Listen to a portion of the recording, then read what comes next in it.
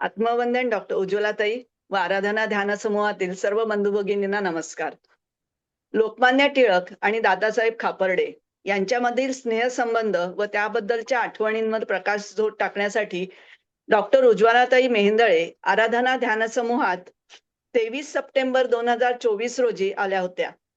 त्यांच्या मंत्रमुग्ध वाणीने आणि आठवणींनी आपण सगळे भारावून गेलो होतो. आराधना ध्यान समूहात उज्ज्वलाताईंचे पुन्हा एकदा मनापासून स्वागत. उज्ज्वलाताईंनी SNDT विद्यापीठातून कला शाखेत MA केले असून त्या MA ला प्रथम आल्या होत्या. याकरता त्यांना लक्ष्मीबाई गोखले पुरस्काराने सन्मानित करण्यात आले होते. भारताच्या स्वातंत्र्य लढ्यातील प्रमुख थोर युगपुरुष लोकमान्य टिळक यांच्या उज्ज्वलाताई पणती आहेत. समाजसेवेचा व लेखनाचा वारसा हा त्यांच्याकडून आलेला आहे.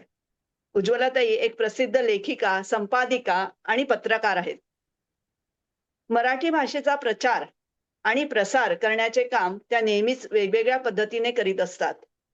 यात मराठी मुद्रित आणि दृकश्राव्य माध्यम आणि मराठी भाषा याचा अभ्यास होणे आवश्यक आहे असं जाणवल्यामुळे शाळांमधून अध्ययनाची शैली त्यांनी अभ्यासली. याशिवाय अक्षर यात्रा या अखिल भारतीय मराठी साहित्य महामंडळाच्या वार्षिकाचे संपादन केले. असामान्य सहचारिणी या पुस्तकातून असामान्य स्त्रियांनी भोगलेल्या भोगवट्यांचे वर्णन वाचताना त्यांच्या उदात्त विचारांची जाणीव होते. या ग्रंथात अनेक स्त्री लेखिकेच्या वेदना आणि दुःखरी सल त्यांनी नेमक्या शब्दात मांडली आहे. या पुस्तकात लक्ष्मीबाई टिळकांचे आत्मचरित्र सगळ्यात वैशिष्ट्यपूर्ण आहे. लोकमान्य घरातले व जनमानसातले हे त्यांचे प्रसिद्ध पुस्तक आहे. या पुस्तकात टिळकांच्या राजकीय जीवनासोबतच त्यांचे वैयक्तिक आयुष्य, घरातील वागणूक आणि जनमानसातील त्यांची प्रतिमा याचे अतिशय सुंदर चित्रण त्यांनी केले आहे. दुसऱ्या पिढीचे आत्मकथन, तिसऱ्या पिढीचे आत्मकथन या त्यांच्या पुस्तकांचा पण विशेष उल्लेख करण्यासारखा आहे. आताच साहित्य संघाच्या कार्याध्यक्ष या पदावर त्यांची नियुक्ती झालेली आहे. ताईंनी आपल्या विचारांनी, शब्दांनी आणि लेखणीने मराठी साहित्याला खूप समृद्ध केलेले आहे. आराधना ध्यान समूहातर्फे आयोजित मागे वळून पाहताना या सदरात आज ताई आपल्याशी संवाद साधणार आहेत. मी ताईंना विनंती करते की त्यांनी आपला संवाद सुरू करावा. धन्यवाद. नमस्कार मंडळी. आपण काही पहिल्यांदाच भेटत नाही आहोत. मागेही एकदा आपली भेट झाली आहे. त्यावेळेचा विषयही कदाचित आपल्याला आवडला असेल, पण आजचा जो विषय आहे तो मग आपणच स्वतःविषयी काहीतरी बोलणं हा जरा अवघडच विषय. काय करावं खरं तर मलाही सुचेना. पण असं आपल्याच जीवनाकडे एवढी वर्ष आपण पुढे गेल्यानंतर, आता मी जवळजवळ 75 वर्षाची आहे, तर मागच्या एवढ्या जुन्या काळाकडे बघितल्यानंतर आपल्यालाच काय वाटतं हे बघताना खरं म्हणजे मला शांताबाई शेळक्यांचं एक वाक्य आठवतं. त्यांनी एका लेखात लिहिलं आहे की आपण जिथे जिथे जातो तिथे तिथे आपण आपल्याला स्वतःला घेऊन जातो. म्हणजे काय तर आपण आपलं स्वतःचं स्वत्व सोडतच नाही. ह्यालाच माझी एक मैत्रीण म्हणायची, मी मी मी आणि भोपळ्याची बी. प्रत्येक ठिकाणी मी, माझं, मला हेच आपण सांगत असतो, व्यक्त करत असतो. पण या मी कडेच आपण अलिप्त दृष्टीने बघतो का, हे फार क्वचित घडतं. आणि ते बऱ्याचशा आत्मचरित्रांमधनं आपल्याला दिसतं. बऱ्याचशा म्हणण्यापेक्षा काहीच. बऱ्याचशा आत्मचरित्रात इतकं सरळपणाने आपल्या स्वतःकडे बघितलं जात नाही. त्याला काही हेतू असतात.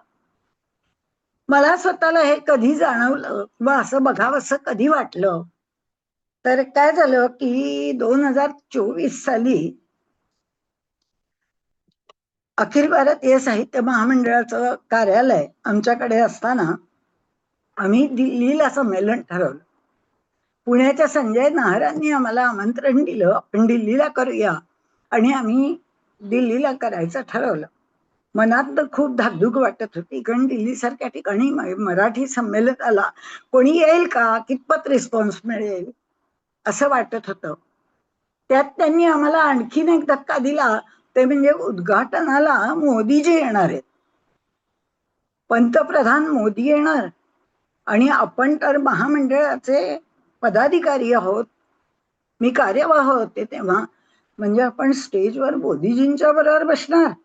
मला या सगळ्या गोष्टी अशक्यच वाटत होत्या. पण खरंच तसं झालं. मोदीजींच्या बरोबर आम्हाला शेअर करता आलं स्टेजवर, त्यांच्याशी बोलता आलं. त्यांचं संपूर्ण भाषण अतिशय सुंदर झालं होतं. कदाचित तुम्ही सुद्धा सगळ्यांनी ऐकलं असेल. मराठी साहित्याबद्दल त्यांनी प्रचंड अभ्यास केलेला दिसून आला आणि ते सगळं बघितल्यानंतर धन्य वाटलं. आणि मग घरी आल्यावर मीच विचार करायला आले, आपण इथपर्यंत पोचलो तरी कसे काय. कारण खरं सांगायचं तर भारताच्या पंतप्रधानाशी समोर उभं राहून बोलणं ही गोष्ट माझ्या आयुष्यात तरी फारच महत्वाचा क्षण होता.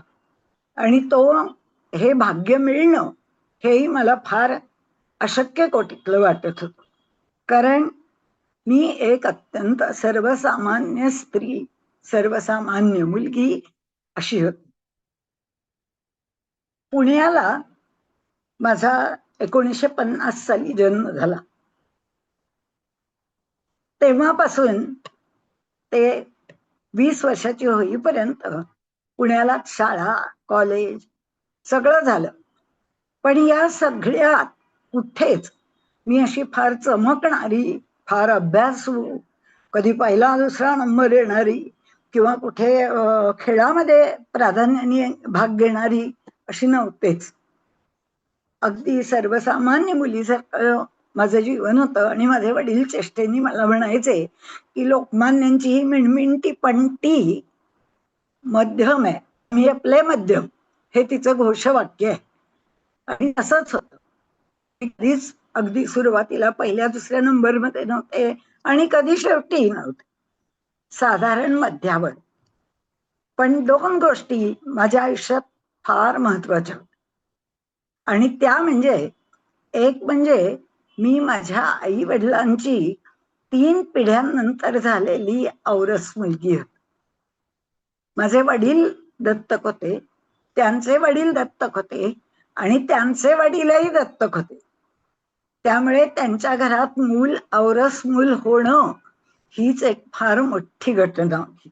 मुलगा तरी व्हायला हवा होता, पण माझ्या आई वडिलांनी ते कधीच मानलं नाही. त्यांनी मुलगी मुलगा असा भेद कधी केलाच नाही. मी माझ्या आई वडिलांची अतिशय लाडकी होते आणि त्यांच्याकडून त्यांना करता आलं, कारण परिस्थिती मध्यमवर्गीय होती, पण जे काही करता आलं ते सगळं त्यांनी मला दिलं. दुसरी महत्वाची गोष्ट कुठली की जी मला खरं तर त्याचं महत्व मला फार उशिरा कळलं. तर मी तिथे मला जे आणलं गेलं तेव्हापासून ती नाळ माझी कायमची टिकली. कारण माझ्या आजीशी माझं अतिशय जवळचं नातं होतं. आजीची मी सगळ्यात मोठी नात असल्यामुळे आजी आणि मी आमचं एक वेगळंच नातं होतं. तिथे मी पुढे सुद्धा आमच्या घरात आल्यानंतर जवळजवळ वर्षातले अर्धे दिवस माझे केसरीवाड्यात, टिळकांच्या घरात, आजीकडे असे जायचे. आणि सगळ्या सुट्ट्या या सिंहगडच्या टिळकांच्या बंगल्यामध्ये अशा जायच्या. त्यामुळे तिथल्या घराचे सगळे संस्कार हे माझ्यावर पहिल्यापासूनच झाले. आई वडिलांनी खूपच चांगले संस्कार केले. कारण माझी आई त्या काळात सुद्धा चांगली सुशिक्षित होती, स्वतः शाळेत नोकरी करत होती. माझे वडील व्यवसायाने डॉक्टर होते आणि ते तरीही मेडिकल विषयांवर कीर्तन करत असत. डॉक्टर गोविंद खरे राष्ट्रीय कीर्तनकार म्हणून ते मान्यता पावले होते.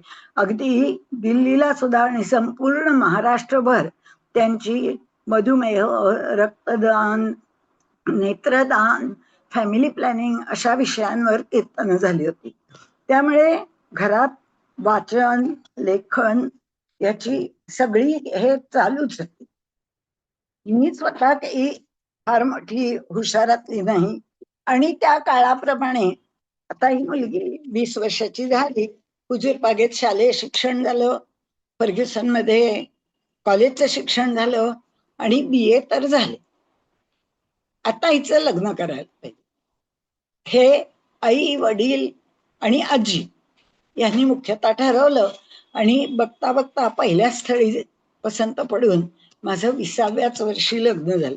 अशी काही फार मोठ्या अपेक्षा नव्हत्या, आकांक्षा नव्हत्या, काही खूप मोठं करायचं आहे असंही नव्हतं. त्यामुळे माझाही त्याला काही नकार नव्हता. आणि लग्न होऊन ज्या घरात पडले ते घरही अत्यंत चांगलं, सुशिक्षित, सधन असं होतं. फक्त गाव मात्र बदललं. पुण्याहून मुंबईला आले. मुंबईचं आयुष्य थोडं वेगळं होतं आणि घरातलं वातावरणही थोडंसं वेगळं, कारण इकडे एकत्र कुटुंब पद्धती होती आणि तिकडे आमची विभक्त कुटुंब पद्धती होती. आई वडिलांबरोबरच आयुष्य गेलेलं असल्यामुळे इतक्या सगळ्या माणसांची सवय नाही. त्यात शिकता शिकताच लग्न ठरल्यामुळे बाकी घरातल्या कामांची एवढी सवय नाही. पण तेही कुठे काही आढळलं नाही आणि मी संसारात रमून गेले. फार काही करायचं असं वाटत नव्हतं. त्यात मुलगी झाली आणि तिच्या संगोपनात, घरातल्यांचं सगळं करण्यात किंवा घरातल्यांबरोबर मजेत घालवण्यात माझा दिवस जात होता. आणि अशी 5-7 वर्ष गेली. पण मग अचानक काय झालं की साधारणपणे सुट्टीत मी पुण्याला एक 15 दिवस जातच असे. तशी मी गेले आणि एक दिवस एका माझ्या मैत्रिणीबरोबर फिरायला लकडी पुलावर गेले. त्या लकडी पुलावर मला माझी BAच्या वर्गातली एक मैत्रीण भेटली. आणि मग तू काय करतेस, मी काय करतेस, ती म्हणली मी कोल्हापूरला असते आणि मी आता MA करते. ती माझ्याच सारखी होती खर तर. आम्ही दोघी आपल्या मजा करणाऱ्या, हिंडणाऱ्या, फिरणाऱ्या, फार काही अगदी शिक्षणाकडे लक्ष देणाऱ्या नव्हतोच. मग ही MA ला कशी काय गेली? तर ती म्हणली अगं सारखं संसार संसार आणि स्वयंपाक पाणी मुलं बाळ करत करत मला आला कंटाळा. काहीतरी वेगळा विषय असावा म्हणून मी खरं तर MA करायला सुरुवात केली. आणि मला ते आता आवडतंय. माझं 2nd इयर MA चालू आहे. हा जो किडा माझ्या डोक्यात बसला, तो मी परत मुंबईला येईपर्यंत माझ्या डोक्यात तोच विचार होता. काय झालं, आपणही काहीतरी केलं तर काय करावं? आपणही MA ला नाव घालावं का? पण माझा तर विषय मराठी नव्हता आणि मला मराठीतच करावंसं वाटत होतं. शेवटी मी SNDT युनिव्हर्सिटीत गेले. मला असं कळलं की तिथे विषय बदलून देतात आणि खरंच तसं झालं. MA ला मला ऍडमिशन मिळाली. MA ला मी चौकशी करून आले, सगळं करून आले, पण घरी पण विचारायला पाहिजे. मिस्टरांनी तर लगेचच परवानगी दिली, तू तुझे उद्योग सगळे सांभाळ आणि काय किती शिक, माझं काही नाही म्हणणं. घरातल्यांना थोडं असं वाटलं की काय करायचं आता MA BA करून, आता छान मुलांचे अभ्यास घ्यावे, घर सावरावं, सगळं करावं. पण नाही, तसं कोणी फार नाराजी दाखवली नाही आणि मी MA ला गेले. पहिलं वर्ष छान मजेत गेलं. छान मार्क मिळाले, फर्स्ट क्लासचे मार्क मिळाले. आणि दुसऱ्या वर्षी प्रश्न आला, म्हणजे दुसऱ्या वर्षी पुन्हा मला दुसरं मूल होणार असं कळलं. आणि आता हे दुसरं वर्ष पुरं करायचं का? तर अशा स्थितीत तू आता दुसऱ्या वर्षी ड्रॉप घे, पुढे कधीतरी कर, असं मला सगळे म्हणायला लागले. मला तर ते करायचं नव्हतं. पण काही केलं तरी शेवटी मी कसं बस ते दुसरं वर्ष पूर्ण केलं. परीक्षेला बसले. माझ्या मैत्रिणींच्या नोट्सचा मला खूप उपयोग झाला, कारण मी रेग्युलरला ऍडमिशन घेतली होती. मला पुष्कळ गोष्टी करायला हव्या होत्या, त्या कशा बशा केल्या. परीक्षेच्या शेवटच्या काळात तर लहान माझी मुलगी 3 महिन्याची होती, तिला सांभाळून अभ्यास करायचा होता. यात मला घरच्यांनी खूप सहकार्य दिलं. माझ्या जाऊबाईंनी मला सांगितलं, तू जाऊन तुझा अभ्यास कर, इथे तिच्या दुधाच्या पाण्याच्या बाटल्या ठेव, तिचे कपडे ठेव, मी बघीन तिच्याकडे. आणि खरोखरच मी अगदी छान पद्धतीने MA ची परीक्षा देऊ शकले. नंतर मी विसरूनच गेले की आपण MA केलंय. रिझल्ट लागायची वेळ आली जून मध्ये. सगळ्या मैत्रिणींचे फोन आले, अगे तेच ना रिझल्ट आहे. मी गेले, खालून बघते 3rd क्लासमध्ये नाव नाही, 2nd क्लासमध्ये नाव नाही. मला वाटलं मी बहुतेक नापास झाले. मी म्हंटल, सगळे मला सांगत होते नको बसू, मी ऐकलं नाही. मागे माझ्या मैत्रिणी हसत होत्या. मी म्हटलं हसताय काय, तुम्ही सगळ्यांची तुमची नाव आहेत, तुम्ही सगळ्या पास झालात आणि मी मात्र नापास झाले. ते म्हणले काय वेडी वेडी आहेस की काय, वर बघ फर्स्ट क्लास मध्ये फक्त एकट्या तुझं नाव आहे, तू फर्स्ट क्लास फर्स्ट आली आहेस. माझा खरंच विश्वास बसला नाही. मला फार आश्चर्य वाटलं की एवढ्या सगळ्या अडचणीतनं आपण खरं तर पेपर दिले आणि त्याचं एवढं मोठं यश आपल्याला मिळालं. आणि मला निरोप ठेवला होता की तुला हेड ऑफ द डिपार्टमेंट सगळं मालशेत त्यांनी वर बोलवलंय. मी गेले, मालशे सर म्हणाले काय बाई काय म्हणताय, ते मला अगतुगच म्हणायचे कारण माझ्या वडिलांचे ते मित्र होते. म्हटलं हो सर, खरंच मला वाटलं नव्हतं. कारण मालशे सरांनी ऍडमिशन घेतानाच मला विचारलं होतं की तुला स्वतःचं नाव तरी शुद्ध लिहिता येतं का. तर मी म्हंटल की हो येतं. आणि मी तेव्हा उज्ज्वला मधला उ हा अ ला उकार काढत असे. तर ते म्हणले हे काय शुद्ध आहे का. तर मी त्यांना म्हंटल हो सावरकिरी लिपीत असंच लिहितात. तर ते म्हणले माहिती आहे म्हणजे तेवढं, घे ऍडमिशन. आणि MA माझं पूर्ण झालं. सरांनी मला विचारलं काय करणार आहेस, एक छान वेकन्सी आहे, करतेस का नोकरी. लेक्चरशिप आहे सांताक्रूजला SNDTच्याच कॉलेजमध्ये. मी म्हंटल सर नाही हो, आता शक्यच नाही, माझी मुलगी फार लहान आहे. मला कोणीच आत्ता म्हणणार नाही कर म्हणून. ते म्हणले अगं मग PhD कर. म्हटलं अहो सर, मला 4 वाक्य धड लिहिता येत नाहीत, मी कसं PhD करणार. ते मला म्हणले सगळं येतं ग, मी तुला देतो पुस्तक. त्यांनी 3-4 विषय मला दिले आणि त्यातला निवडायला सांगितला. आणि मी त्यातला स्त्रियांचे आत्मचरित्र हा विषय PhD साठी निवडला. सरांनी मला इतकी पुस्तकं उपलब्ध करून दिली कारण त्यातली कितीतरी पुस्तकं ही त्यावेळेला मार्केटमध्ये मिळतच नव्हती. त्यातलं सगळ्यात पहिलं म्हणजे रमाबाई रानड्यांचं त्यांचं आत्मचरित्र हे पहिलं आत्मचरित्र आहे जे कुठेही नव्हतं. ते सरांनी मला फुटपाथवरनं 1 रुपयाच्या किमतीत आणून दिलं आणि तिथपासून माझा अभ्यास सुरू झाला. त्याच्यात अर्थात मला खूप टोमणेही खायला लागले कारण PhD व्हायला जवळजवळ 5 वर्ष लागली. की इतक्या वर्षात कशाला करायचंय ते PhD वगैरे सगळं झालं तरी मी ते केलं नाही. आणि तिथपर्यंत मुली थोड्या मोठ्या झाल्या आणि PhDचा हा विषय मला खूपच आवडला.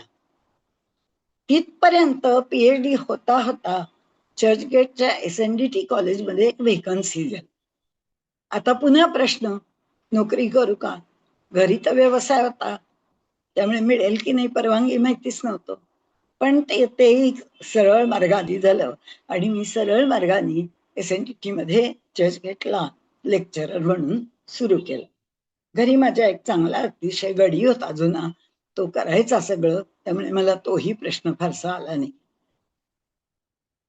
तरीही का कोण जाणे मनात एक रुकरुक होती, काय आपण नुसतं शिकवणं करतोय बाकी काहीच होत नाही, वाचनही फारसं होत नाहीये. कारण एकदा घरी आल्यानंतर बाकीच्या कामांमध्ये वेळ कसा जातो कळतच नाही वगैरे वगैरे अनंत अडचणी बायकांना असतात. हे करता करता एक दिवस खाली उतरलेली असताना घरातनं रस्त्यावर मला दाजीसाहेब भाटवडेकर भेटले. आपल्या सगळ्यांना माहिती असतील दाजीसाहेब भाटवडेकर कोण. नटवर होते, तुझ्यापाशी त्यांचं खूप गाजलेलं होतं. मला म्हणाले काय करतेस ग आता. त्यांची फॅमिली आमच्या घरात फॅमिलीशी खूपच ओळखीची. त्यामुळे मी म्हंटल काही नाही, सकाळी कॉलेजला शिकवते मग दिवसभर इतर कामं असतातच. मला म्हणले संध्याकाळची काय करतेस. म्हटलं काही नाही, असंच घरातच असते. तर म्हणले यायला लाग साहित्य संघात. म्हटलं साहित्य संघात का बरं. कारण साहित्य संघात साहित्य शाखा नावाचा काही प्रकार आहे हे मला माहितीच नव्हतं. तिथे फक्त नाटकं असतात, नाटकं बघायला गेलेही होते पुष्कळदा. पण मी तर नाटकात काम करूच शकणार नाही, मला येतच नाही करता. मी दाजीसाहेबांना स्पष्टच सांगितलं नाही हो, मला नाटकात बिटकात काम नाही करतायत, मी कधीच केलेलं. ते म्हणले अगं तुला कोण सांगताय नाटकात काम कर, तिथे साहित्य शाखा आहे, त्याचं खूप मोठं कार्य चालतं, एकदा येऊन तर बघ, नुसती व्याख्यानं ऐकायला ये, उद्याच व्याख्यान आहे. आणि मी जायला लागले आणि खरोखरच अनेक मोठ्या मोठ्या लोकांची व्याख्यानं, परिसंवाद, कवी संमेलन सगळं मला ऐकायला मिळायला लागलं.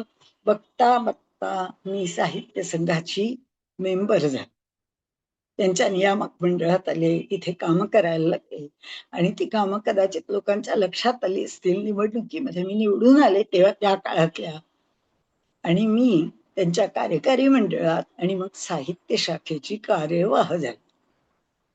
इथे मला खूप स्कोप मिळाला. एक तर मला पुष्कळ वाचायला मिळालं, अनेक साहित्यिकांशी माझ्या ओळखी झाल्या, अनेकांशी मी फोन करून बोलवले, त्यांना निमंत्रण दिली, त्याची व्याख्यानं ऐकली. आमच्याकडे मराठी भाषेची व्याख्यानं त्यावेळेला झाली. जयंत साळगावकरांनी ते स्पॉन्सर केली होती. त्याच्यामध्ये शंकर अभ्यंकरांचं ज्ञानेश्वरीवरचं उत्तम भाषण झालं. नंतर बाबासाहेब पुरंदरे यांचं सुरेख व्याख्यान झालं.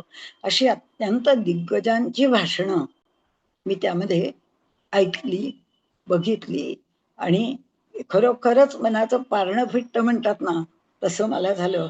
आणि आता आपणही काहीतरी करावं असं मला वाटायला लागलं. आणि त्याच वेळेला जवळजवळ 90 सालापासून मी साहित्य संघात जायला लागले. 5 साली एकदा वाटलं होतं आपल्या थिसिसवरच आपण काहीतरी लिहावं, पण नाही. मग मला एका लोकमतनी असं विचारलं की तुम्ही स्त्रियांबद्दल लिहाल का? आणि म्हणून मी असामान्यांच्या असामान्य सहचारिणी या पुस्तकातले लेख लिहिले. ते लोकमतमध्ये आले सुद्धा. कारण खूपदा काय होतं की पुरुषाचं कर्तृत्व हे लोकांपुढे येतं, त्याच्या मागे त्याची पत्नी काय सोचतीये किंवा तिला काय करायला लागतंय, तिला लोकांकडनं काय ऐकायला लागतंय, हे आपण बघतच नाही. हे लोकांपुढे यावं असं मला नेहमी वाटत होतं. आणि त्यात पहिलंच काम मी लक्ष्मीबाईंनी सत्यभामाबाई टिळकांवर लिहिलं.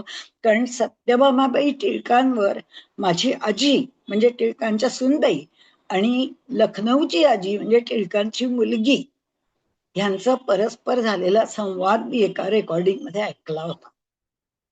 त्या दोघींनी, माझ्या आजीने काही सत्यभामाबाईंना पाहिलं नाही, पण दुसरी आजी जी लखनौची, जी टिळकांची मुलगी, तिने मात्र आईला पाहिलंच होतं. त्यामुळे तिने सत्यभामाबाईंबद्दल खूप काही सांगितलं होतं. आणि त्यामुळे मी सत्यभामाबाईंबद्दल पहिला लेख लिहिला. मग मला यशोदाबाई आगरकर आठवल्या, नंतर सावरकरांच्या माई सावरकर आठवल्या, आणि असं करत करत मी ते लेख लिहिले आणि त्याचं पहिलं पुस्तक झालं. मला धन्य वाटलं की आपण काहीतरी आता लिहू शकतो. त्याच्यावर अनेक पत्र काही आली, अनेकांची पत्र आली, तुम्ही आता आणखी कुणाकुणाचं घ्यायला हवं होतं तेही काहींनी मला सुचवलं. असं करत करत पण तो विषय तिथेच थांबला. साहित्य संघाची कामं खूप वाढली आणि त्याच्यामध्ये काय झालं की ह्या इतक्या सगळ्या लोकांशी बोलत असताना खूप मोठे साहित्यिक तिथे यायचे. गंगाधर गाडगीळ तर आमचे अध्यक्षच होते, केशव पुरोहित यायचे, विजयाबाई राजाध्यक्ष यायच्या, नरेंद्र चपळगावकर यायचे, अनेक दिग्गज कथाकार, लेखक, हे यायचे तुमचे दाजी भाटवडेकर तर तिथे नेहमी असतच.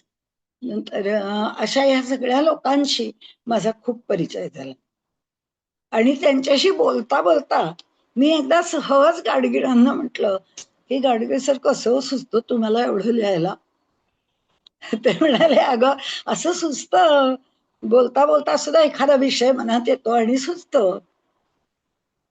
मी म्हंटल, पण ते तुम्ही पाठवताना तुम्हाला भीती नाही का वाटली पहिल्याच वेळेला? एखाद्या प्रकाशकाकडे किंवा एखाद्या दिवाळी अंकाला किंवा एखाद्या साध्या मासिकाला पाठवताना ते कदाचित परत येईल असं नाही वाटलं?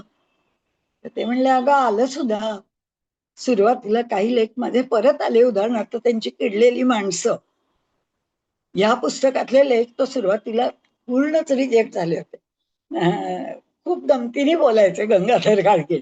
मला म्हणायचे, अगं सगळ्यांचे काय सगळे लेख काय पसंत पडतात का? ते पचवायला सुद्धा प्रकाशकाकडे पण काहीतरी वेगळी वृत्ती पाहिजे, अभ्यास पाहिजे. मी त्यांना म्हंटल की तुम्ही मला याच्याबद्दल लिहून द्याल का? तुमचं साहित्यिक आत्मवृत्त, तुमचं लेखन, ते कसं केलं, का सुचलं, त्यातलं काही परत आलं का, त्यात कुठले पुरस्कार तुम्हाला मिळाले, ते मिळाल्यावर काय वाटलं? तर ते म्हणाले, तू माझी परीक्षा घेणार आहेस की काय?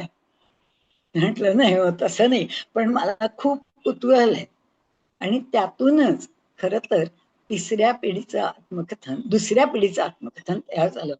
अनेक लोक यात मोठे मोठे आहेत, ज्यांनी या पुस्तकाला स्वतःचं साहित्यिक आत्मकथन मला दिलेलं आहे. ते मागताना सुद्धा खरं तर मला भीती वाटत होती की कसं मागायचं एवढ्या मोठ्या लोकांच्याकडे. तर ते मला म्हणाले की मला डॉक्टर भालेराव म्हणाले, अगं तू साहित्य संघाकडनं मागते सांग, म्हणजे देतील. आणि खरंच तसं झालं. साहित्य संघाचा हा फायदा मला खूपच मोठ्या प्रमाणावर झाला. साहित्य संघाकडनं मला हे सगळं मी मागत असल्यामुळे मला अगदी पटापट सगळ्यांनी दिलं. आणि मौज सारख्या अत्यंत नामवंत आणि अतिशय क्रिटिकली चेक करणाऱ्या प्रकाशनाकडे ते पुस्तक मी दिलं आणि ते फार सुंदर तयार केलं गेलं. या संपादनाचा मला खूप आनंद झाला. पण झालं काय की ह्यात सुद्धा काही लेखक राहून गेले. इतके 30-35 लेखक घेऊन सुद्धा कितीतरी लेखक राहिले. आता काय करायचं? मग तिसऱ्या पिढीचं का आत्मकथन आलं आणि त्याचे तर 2 भाग झाले. त्यामुळे त्यातही पुष्कळ जणांनी दिलं आणि मला मग त्या संपादनाचा खूप चांगला अनुभव आला. ह्याच काळात काय झालं की आमच्याकडे एक साहित्य शाखेमध्येच एक बालसाहित्यकार आहेत, एकनाथ आवाडवड. ते मला म्हणले, मॅडम तुम्ही हे सगळं करताय संपादन, पण बालसाहित्यावर काहीच आपण करत नाही. बालसाहित्यावर एकही पुस्तक नाही की ज्याचा अभ्यास करावा. आपण करायचं का? म्हटलं बघूया, विचार करूया. आणि मग आम्ही बालसाहित्याचं स्वरूप आणि व्याप्ती हे पुस्तक तयार केलं, संपादित केलं. त्याला अनेकांचे लेख घेतले. आणि आश्चर्याची गोष्ट म्हणजे आता पुणे युनिव्हर्सिटीमध्ये त्यांनी संदर्भासाठी ते पुस्तक मान्य केले, मान्यता दिलेली आहे. खरं तर त्याच्यात आणखी थोडं काम करायची इच्छा आहे, पण ते आता कधी होईल ते माहिती नाही. झालं काय की साहित्य संघात काम करत असताना स्टेजवर उभं राहायची जी भीती वाटत होती ती गेली. थोडी लेखनाची भीती वाटत होती ती गेली. पण ते हळूहळू रुटीन झालं. पुरस्कार द्यायचे, त्याच्यासाठी पुस्तकं वाचायची, हे सगळं रुटीन आमचं चालूच आहे. अनेक कार्यक्रम करून घ्यायचे, लोकांना बोलवायचं, महानगर संमेलनं केली, शालेय संमेलनं केली, कॉलेजमध्ये मुलांना मराठीची गोडी लागावी म्हणून प्रयत्न केले, त्याच्यासाठी महाविद्यालयीन संमेलनं केली, असे कार्यक्रम आमचे चालूच आहेत. पण ह्या सगळ्यात एक खूप मोठी संधी मला मिळाली 2008-9 साली. ती म्हणजे मला महामंडळावर पाठवलं गेलं सदस्य म्हणून. 3 सदस्य असतात प्रत्येक घटक संस्थेचे. आणि अशा 4 घटक संस्था आणि 6 बृहन महाराष्ट्रातल्या संस्था अशा अखिल भारतीय साहित्य महामंडळामध्ये असतात, की ज्या हे संपूर्ण मोठं अखिल भारतीय संमेलन दरवर्षी भरवतात. त्या अखिल भारतीय साहित्य महामंडळावर मला पाठवलं. मला पहिल्यांदा वाटलं की काय बरं असणार आहे यात. आणि हळूहळू त्यात मी इतकी रमत केले. मला खूप आवडलं संमेलनाला जाणं, आधीच्या मिटिंगांना जाणं, त्याच्यामध्ये ते कार्यक्रम तयार करणं, त्याच्यासाठी कुठले कार्यक्रम घ्यायचे ठरवणं, आपल्याकडचे वक्ते कुठले पाठवायचे, ते कवी कुठले पाठवायचे हे ठरवणं. यात काहीतरी वेगळेपण आहे असं वाटलेलं. आणि असं करता करता 2010 साली, कारण हे महामंडळाचं कार्यालय हे 4ही संस्थांमध्ये फिरतं असतं 3-3 वर्ष. 10 साली ते आमच्याकडे आलं. आणि तेव्हा डॉक्टर भालेरावांनी मला विचारलं की आता कार्यवाह म्हणून तू काम करशील का? कारण आधीच्या वेळेला मी नाकारलं होतं, कारण मला अमेरिकेला माझ्या मुलीच्या बाळंतपणाला जायचं.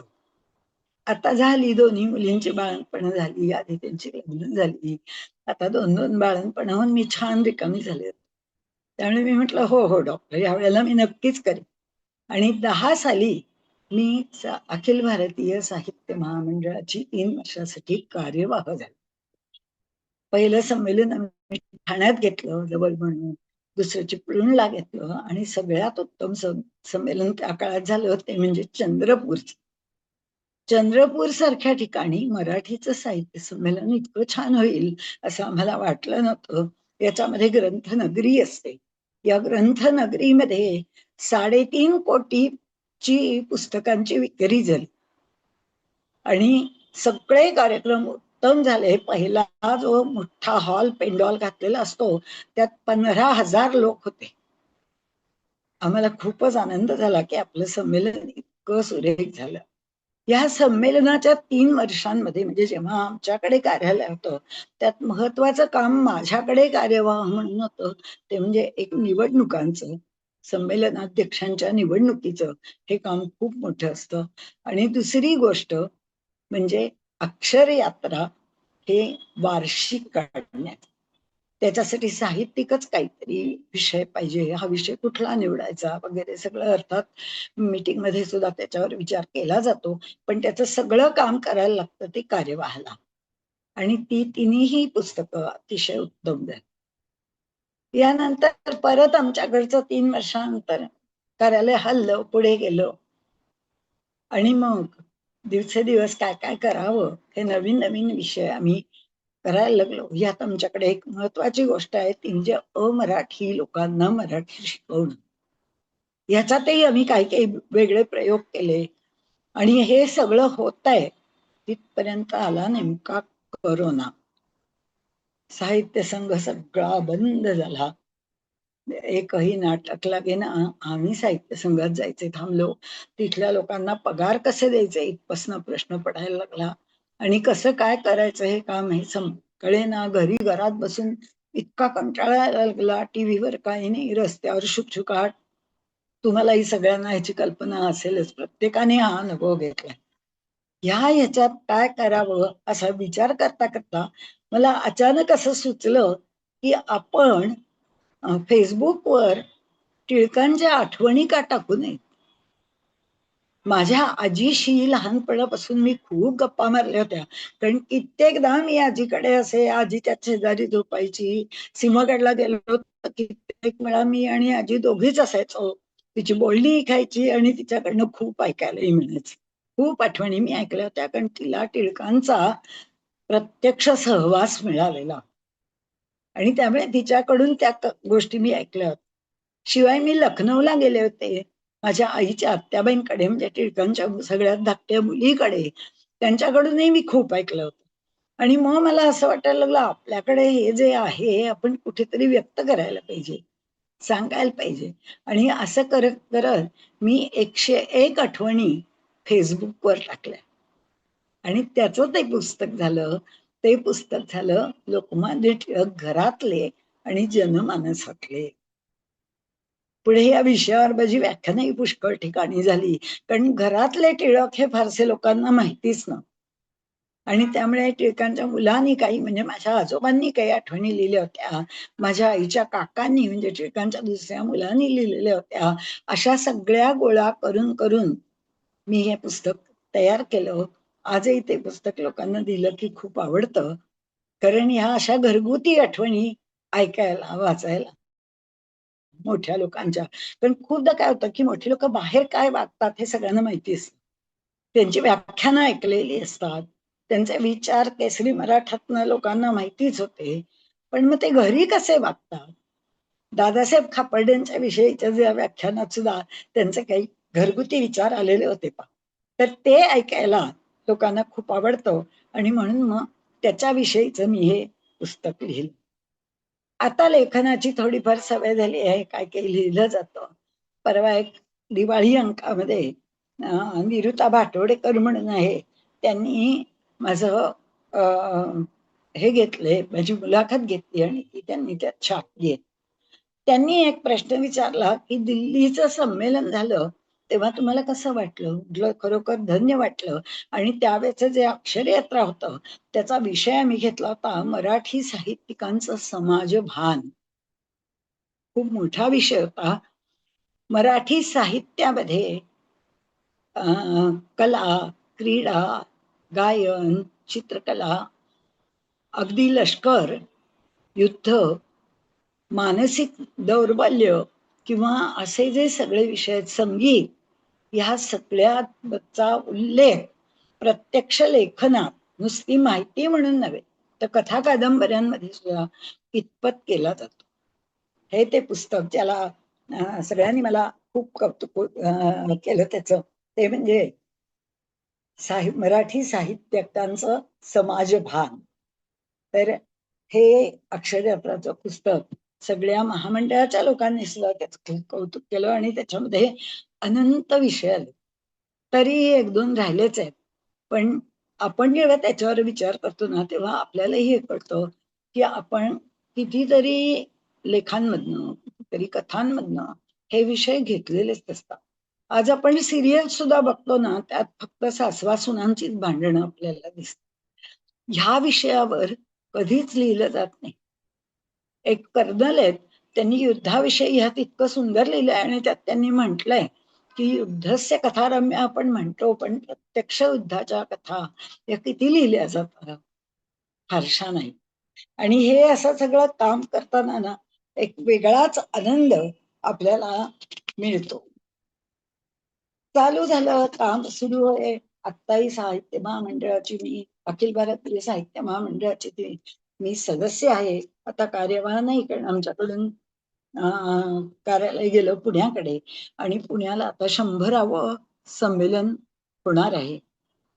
तेव्हा त्यात काय, तर त्याच्यासाठी आम्ही विचार करतो आहोत, अध्यक्ष असा कोणीतरी असला पाहिजे की जो संमेलनाला 100व्या संमेलनाला योग्य ठरला पाहिजे.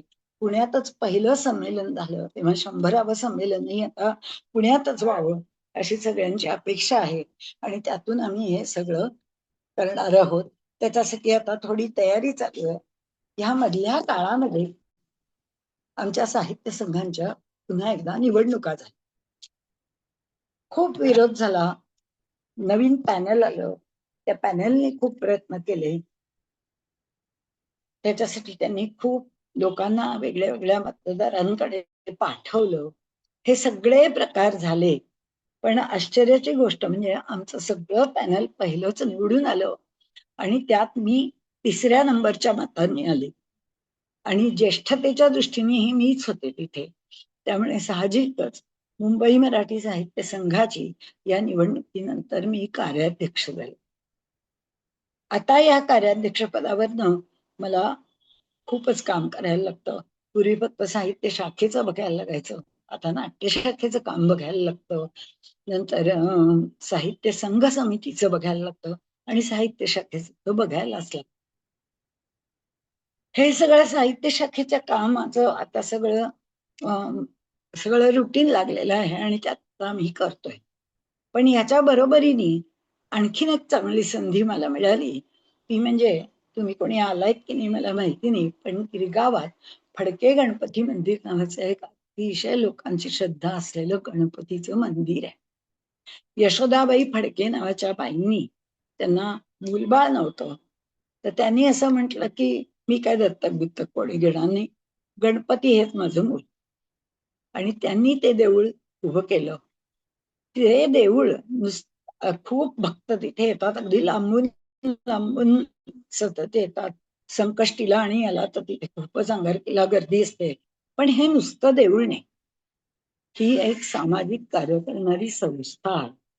कारण प्रत्येक जण देवासमोर काही ना ठेवतो, काही ठेवतो, पेटीत पैसे पडतात, कोणाच्या घरी काही चांगलं कार्य असेल किंवा काही चांगलं मिळालेलं असेल यश, तर ते डोनेशन्स देतात. तेव्हा या डोनेशन मधनं काय करायचं, तिथे मी ट्रस्टी म्हणून जायला लागले. मला ट्रस्टी म्हणून बोलावलं गेलं, निमंत्रित केलं गेलं आणि त्या आम्ही 4-5 जण ट्रस्टी आहोत तिथे. तर ही 4-5 जण मिळून आम्ही तिथे भरपूर आता सामाजिक कार्य आमच्याकडनं होत आहे, म्हणजे त्या पैशाचा चांगला योग्य उपयोग आता आम्ही करतोय. तो काय, तर ज्या वेळेला करोना होता त्यावेळेला खूप लोकांना बोलावून आम्ही 15-15 दिवसाचं संपूर्ण अगदी तेलापासून मिठापर्यंत धान्य दिलं. यात मुंबईचे डबेवाले सुद्धा होते की ज्यांचं सगळं कामधामच थांबलं होतं आणि ज्यांची आवकच सगळी थांबली, पैसे त्यांना मिळतच नव्हते.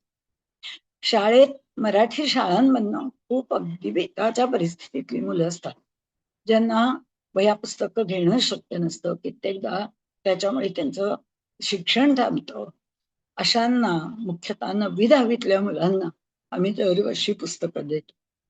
अर्थात ते करताना आम्ही त्यांचे आधार कार्ड बघतो, त्यांचं वार्षिक उत्पन्न त्यांच्या आईवडिलांचं किती आहे ते बघतो. हे सगळं बघून आम्ही ते त्यांना देतो. परीक्षेच्या वेळेला त्यांना आम्ही एक्झाम किट देतो. नंतर आम्ही मेडिकल कॅम्प्स घेतो.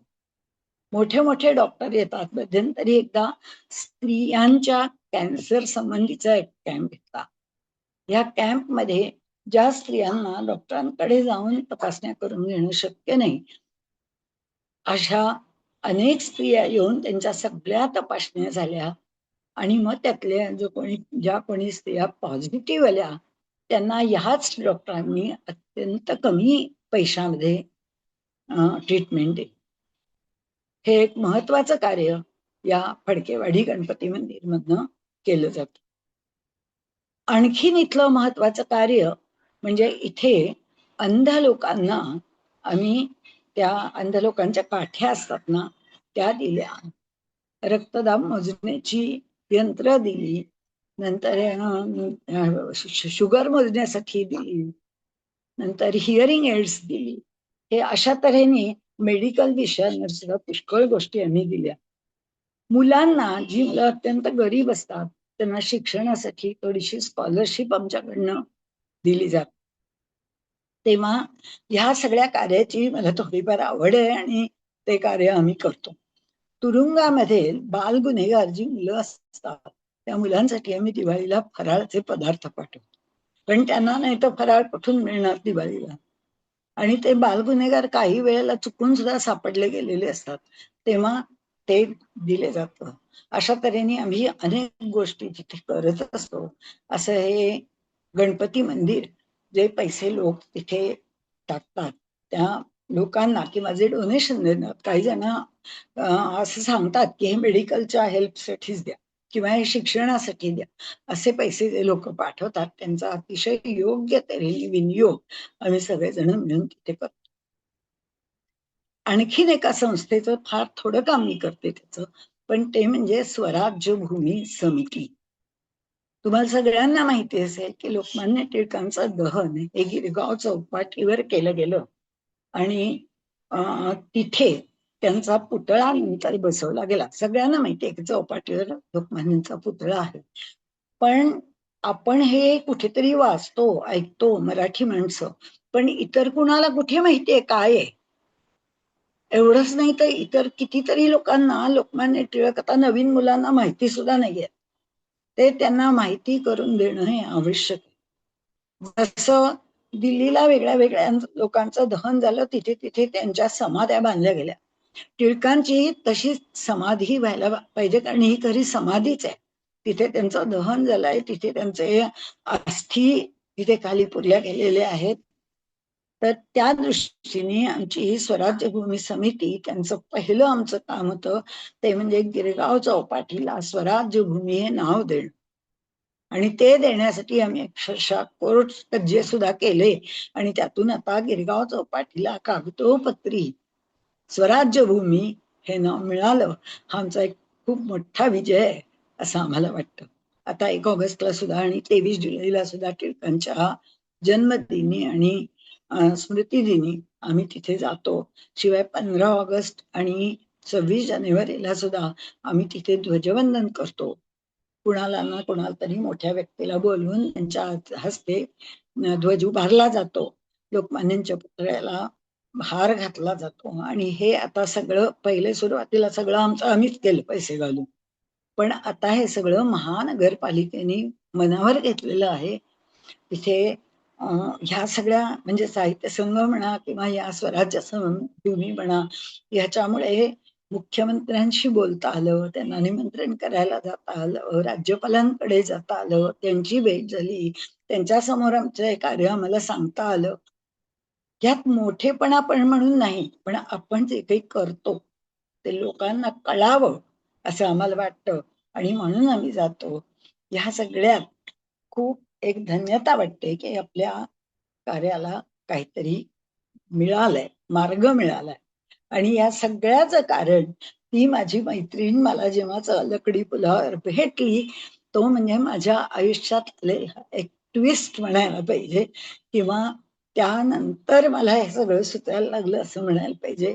एक वेगळंच वळण माझ्या आयुष्याने घेतलं आणि मला असं वाटतं की मी आता पुष्कळ करते आहे, अजूनही जिथपर्यंत झेपेल तिथपर्यंत नक्कीच करीन. लेखनही पुष्कळ करायचं मनात आहे. असे अभिजात दर्जा मराठीला मिळवण्यासाठी सुद्धा आम्ही खूप काम केलेलं आहे. तेव्हा हे सगळं आपण जे करतो आहोत ते कुठे ना कुठेतरी उपयोगाला येते असं वाटतंय. त्याची खूप धन्यता वाटते. आपलं आयुष्य त्या मनाने कामाला आलं असं वाटतंय. आणखी काही आपल्या हातून होईल तर चांगलंच आहे, पण जे केलंय हेही नसे थोडं के असं वाटतंय. धन्यवाद. मला वाटतं काही विचारायचं असलं, बोलायचं असलं तरी मला एक 5 मिनिटं मीच तुम्हाला दे. नमस्कार ताई. लोकमान्य हा. टिळकांची ही मिणमिणती पंक्ती नक्कीच सामान्य नाही हे तुमच्या विवेचनावरून आम्हाला समजलं. आणि तुमचा साहित्य प्रवास, सामाजिक कार्य खरोखरीच कौतुकास्पद आहे. तुमच्या पुढच्या सगळ्या कार्यांना आमच्या सगळ्यांच्या खूप खूप शुभेच्छा. खूप छान.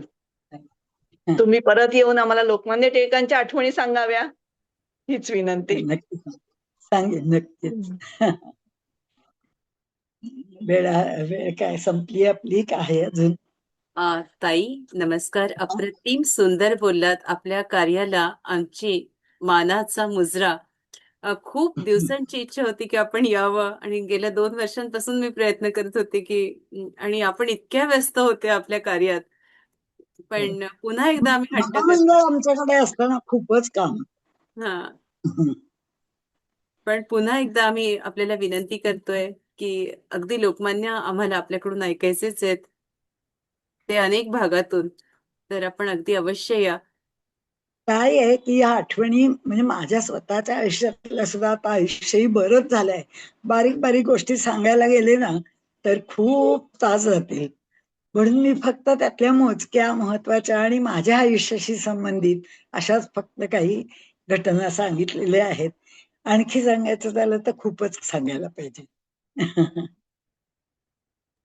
मग ते भाग 2 करूया ना आपण. नाही, ठीक आहे. आपण आता टिळकांच्या आठवणींसंबंधी एक मला आता बोलायचंच आहे एका ठिकाणी. टिळकांचं मंडालेची शिक्षा ह्याच्यावर फारसे लोक कुठे बोललेले नाहीये, तर त्याच्यावर मला बोलायचं आहे. त्याचा आता विचार करेन थोडा. काही सुरुवात इथूनच करूया आपण मग. चालेल. कुणाला काही संवाद साधायचा असेल, ताईंशी बोलायचं असेल तर आपली कृपया खिडकी उघडावी आणि बोलावं. नमस्कार, मी सुरुची डबीर बोलते. नमस्कार. हा, नमस्कार. खूप छान वाटलं तुमचा प्रवास आणि अगदी काय म्हणतात त्याला, ते झोकून देणं, जे येईल ते समोर येईल ते करत जाणं, हे खूप सुंदर वाटलं. आणि तुम्ही जे स्त्रियांचा आत्मचरित्रावर जो अभ्यास केलाय तोच माझा पण विषय आहे. अरे मला वा. खूप हा.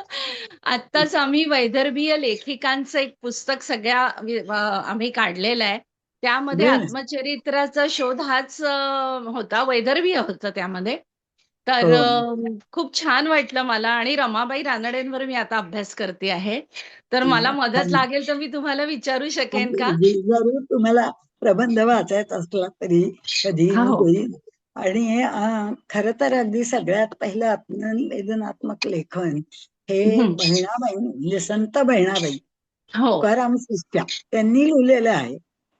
पण त्याच्यानंतर पुढे फार त्यातल्या त्या संत स्त्रियांच्या मध्ये थोडंफार स्वतःबद्दल लिहिलं गेलंय, पण नाही हो, तर तिथपासून फारसं मध्ये कोणी लिहिलं नव्हतं. म्हणून हो, हो, रमाबाईंचं आत्मचरित्र हे आत्मचरित्र म्हटलं जातं, पण मी हो, त्याला आत्मचरित्र नाही म्हणत, मी त्याला सहचरित्र म्हणते. हो, कारण त्यांनी स्वतःबद्दल, स्वतः म्हणजे न्यायमूर्ती, हो. स्वतः म्हणजे त्या स्वतः नाही, स्वतः म्हणजे न्यायमूर्ती, किती आणि गोड वाटलं ते त्यांच्याबद्दलच त्यांनी स्वतः लिहिलं. लिहिलेलं. हा. खरं. मला ना त्यांचं बालपण हवं होतं. म्हणजे देवरुखला ज्या होत्या तर तसं जर किंवा कोणी त्यांच्या वंशातले कोणी आहेत आपटे वगैरे असं कळलं, पण मी कोणालाही ओळखत नाही, मला नंबर मिळाले, काही अशी मदत झाली तर मला खूप छान वाटेल. बघू मला हा सापडलं तर मी नक्की देईन कोणाकडून हा तरी म्हणजे मला जाऊन मिळालं. यायचंय तिथे, असं वरवर हा, नाही लिहायचंय त्यांच्यावर, हा, त्यामुळे बरोबर आहे. मला हवंय सगळं. पण काय झालं की रमाबाईंचं हे म्हणजे रमाबाई रानडेंचं फार लहान वयात लग्न झालं ना. हो हो त्यामुळे त्यांच्या बालपणाविषयी फार माहितीच नाही. किंवा हो लक्ष्मीबाईने सत्यभामाबाई टिळकांच्या बद्दल तुला असंच आहे की लग्न अच्छा इतक्या लवकर झालं हो की हो लहानपणाचं फारसं आणि शिक्षण काहीच नव्हतं. हो तिथे ना. काही शिकल्या नव्हत्या. त्या घरी आल्यानंतर त्यांच्या मुलींनी त्यांना थोडं शिकवलं. त्यामुळे त्या पोथ्या वगैरे वाचायला लागल्या. किती त्या गोड. काळामध्ये हो स्त्रियांनी शिकणं हा विषय नव्हता. म्हणजे हो सत्यभामाबाईंच्या बाबतीत सुद्धा ना त्यांच्या लहानपणाबद्दलची माहिती फारच कमी जणांना आहे. हो आणि हो सगळं आयुष्य टिळकांच्याच घरात गेलं. हो ना हो. खरंय, म्हणजे असं असं म्हणतात जवळजवळ की सगळ्यांचंच आहे. आत्ता आजकालच्या ज्या स्त्रिया लिहितात ना आत्मचरित्र, त्यांना स्वतःच काहीतरी बालपण, स्वतःच आयुष्य, स्वतःची काहीतरी ध्येय हो आहे. हो हो हो नाही, आणि तेव्हा पद्धतच नव्हती स्वतःबद्दल, म्हणजे हा, हेच होतं, काहीच नाही. पतिचरित्र हा, जास्त. हो, हो. रखुमाबाईंचं तर तसंच आहे हो पूर्णपणे. अगदी तेच.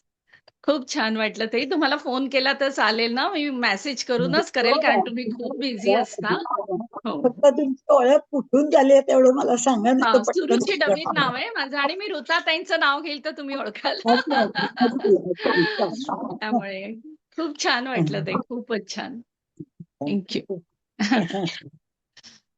एक वेगळी आठवण माझ्या लहानपणीची सांगते. ती म्हणजे पानशेतचा पूर. नुकताच जुलै महिन्याची 12 तारीख उलटून गेली आहे म्हणून सांगते की पानशेचा पूर जेव्हा आला तेव्हा मी 6वीत किंवा 7वीत असेल. तर माझी आई शाळेत नोकरी करायची. मी शाळेत गेले होते. ती मला येऊन शाळेत सांगून गेली की माझा भाऊ पहिलीत होता. तर त्याला मी घेऊन येते. तू आजीकडे केसरीवाड्यात जा. मी केसरीवाड्यात गेले. तर तिथे सगळ्यात वरच्या गच्चीवर आम्ही सगळे जाऊन उभे राहिलो होतो. आणि समोरून हे एवढे पाण्याचे लोटचे लोट जात होते. त्याच्यात लोकांच्या झोपड्या, त्यांच्या घरातलं सामान, त्यांची हे कपाट, कॉट्स असं सगळं जाताना मी त्या लहान वयात बघितलं. आणि ते माझ्या फार डोक्यात भरलं. आणि त्याच वेळेला माझी आजी म्हणजे शांताबाई टिळक, तिचा आश्रम होता, अनाथ हिंदू महिला आश्रम. तो अगदी नदीकाठी होता. आणि आश्रमात जवळजवळ 100 एक मुली होत्या. त्या सगळ्या मुलींना घेऊन ती उतरत्या पत्र्यावर 3ऱ्या मजल्यावर बसली होती. आणि खालून सबंध पाणी वाहत होतं. त्या मुलींना 24 तास त्या पत्र्यावरून हलता आलं नव्हतं. आणि माझी आजी त्यावेळेला अशीच म्हणजे 60च्या आसपासची असलेली त्या मुलींच्या बरोबरीने तिथे बसली. तो एक फारच भयानक प्रसंग आमच्या आयुष्यामध्ये घडून गेलेला अरे, होता. जबरदस्त आठवण आहे. हो, फारच आठवणीची जबरदस्त. हम्म. किती भयावह ही गोष्ट. हं? किती भयानक आहे ही गोष्ट. भयानक म्हणजे फारच भयानक. आठवली आणि तरी अंगावर काटा येते. लहान वयात हे बघितलं ना की ते डोक्यात फार बसतं. कोणाला ताईशी बोलायचंय का? मग माझं आणखी काय झालेत विषय हं. या तुमच्या संस्थेमध्ये? मला ऐकायला मिळत नाही, कारण म्हणजे तुमचा दरवेळेला मला हे येतो मेसेज, पण नाही होत वेळ एवढा ऐकायला. हरकत नाही ताई. आपण पुन्हा यावं ही नम्र विनंती करते. आणि आपल्याकडनं खूप काही शिकण्यासारखं आहे, हे नम्रपणे अगदी सगळ्यांना सांगू इच्छिते. कारण जेव्हा या झोपडीत त्यांना कल्पना असतात. या झोपडीत माझ्या याच्यावर जेव्हा मी लेखनाला सुरुवात केली, तेव्हा आपण मला खूप मदत केली होती आणि या लेखिकांपर्यंत आपण मला पोहोचवलं. उषाताईंचंही लिहिलं होतं मला हो, वाटतं. हो. सगळ्यांचंच लिहिलं. माधवी वैद्यांचं लिहिलं. हो ताई, लिहिलं होतं. जे आपण नावं सांगितले ते जवळपास 25 एक स्त्रियांवर लिहिलं होतं. हृदयापासून धन्यवाद देते ताई. पुन्हा आपण भेटू अगदी लवकरच. जय श्रीराम. सगळ्यांना हृदयापासून धन्यवाद. निरोप घेते. जी. चालेल.